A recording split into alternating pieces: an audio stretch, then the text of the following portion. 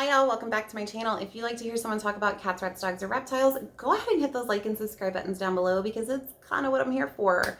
Um, Today's video, I'm going to be talking about, or I guess just making suggestions on how I research for a new pet. If you guys have any other suggestions, go ahead and leave them down in the comments below because I'm here for it. I always want to learn like different ways to learn about a pet or animal, that's for sure. I'm kind of one of those nerds who does that in my free time, so I'm here for it.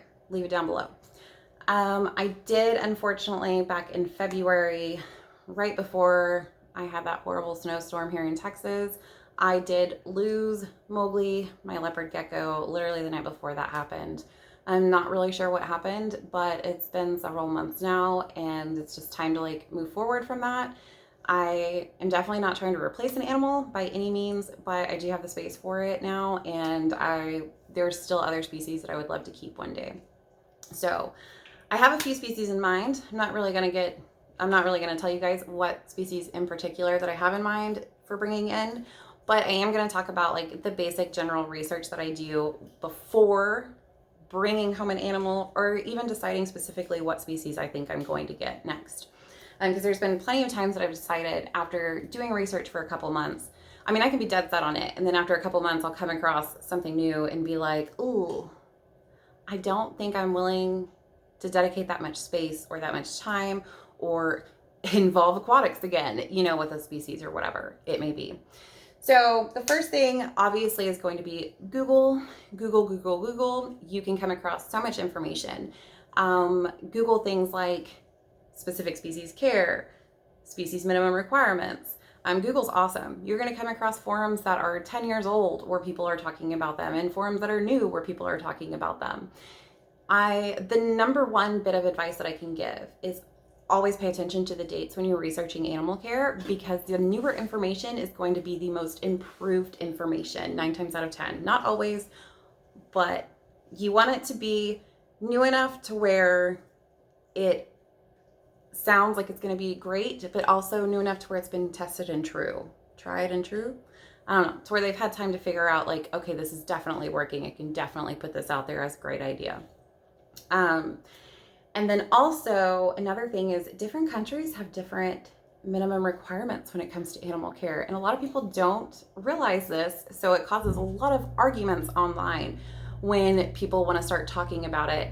But do know that other countries require different animal care. So one of the things that I like to do is I live in the US, obviously, so I like to compare it to animal care in the UK. I have found that with reptiles especially, the UK kind of has better minimum requirements for reptiles, and I just kind of like read both of them, figure out what's going to work best kind of deal, right? There have been times to where I felt like I couldn't offer what the UK was offering, but I could offer what the US was offering, but they were such a drastic difference to where I was just like, for the animal's own benefit, I don't think that's going to work for me and I need to move on. So that's like one idea. Google is phenomenal, obviously. Obviously, you can try out YouTube. Go on there, look for care requirements or animal care on the species, or just type in the species name, see kind of how people have things set up and what they have to say about them and stuff like that. And then also remember to go, if you're really vibing with that YouTuber, you like what's up with that, go to their channel and actually see if they have updated information. There are so many times that I know me specifically, like with my rats, for example, when I first got the rats, I had done a ton of research and I thought that I was doing something really great and awesome and like coming up with a great way to bond with them. Well, come to find out it was gonna do more harm than good. I left that video up because I wanted to show that you can continue over the years to make improvements to your animal care. But for someone who just watches that video, leaves a nasty comment and then moves on, they're not gonna go and see that. So always remember that if they're a good pet owner, they're going to continue researching throughout the time that they have the pet as well. It's not a 15-minute Google search at the pet store, you bring the animal home and you never do it again, okay? You need to constantly be researching the pet as long as it is in your care to make sure that you're not missing anything or that there aren't improvements that could be made and things like that. Facebook groups. Facebook groups are a little scary sometimes when it comes to animal care. So many people are dead set on their way or the highway, and that is just not the way that animal care is going to work. If I'm in a Facebook group with someone who is swearing that they You must run a humidifier every single day. You must use this wattage of bulb. You must use 5 of those wattages of bulbs and whatnot. There's one thing that I feel like is really important that people tend to leave out whenever they are listing these must-have information, such as those, for example. That's, where do you live? Because yes, if you live in Canada and you're keeping an iguana, you're gonna have to have a lot more wattages, a lot more heating, and you're gonna have to run a humidifier every single day. I don't live in Canada. I live very, very, very south coastal city in Texas. So I don't have to run my humidifier every day. And I don't have to have those high wattages. Do I have to meet certain temperatures? Yes. Do I have to meet a certain humidity level? Yes. Is there a black and white answer for that on how to meet that? Not really, because there's not enough information to get that. I couldn't tell someone who lives in Canada the way that I do it because it's going to be drastically different. Which is also why I don't do a whole lot of care videos, because my way isn't the golden way. But Facebook groups are very scary sometimes because I love them. Let me tell you why I love them, because you're getting live, up-to-date information constantly. Like it's every day someone's posting something that you can look at and you can learn from. You can learn from people's mistakes.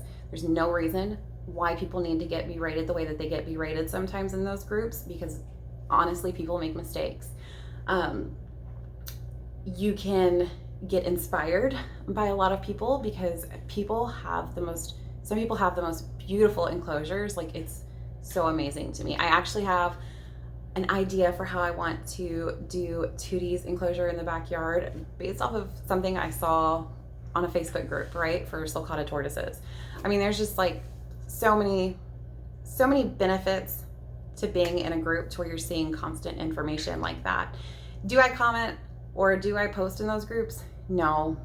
I read the files on them, I look at the everyday updates kind of things, and then I move on. I'm not going to engage in the toxicity that can be a Facebook group and things like that, but I really want to learn, so I'm really there for that. And I don't know if I said this yet. I may have. Other countries have different minimum animal requirements, so it's really important that you compare your country to another country. Just for example, I'm in the US, I'm gonna look up the US animal requirements, but I'm also gonna go and look up the UK animal requirements.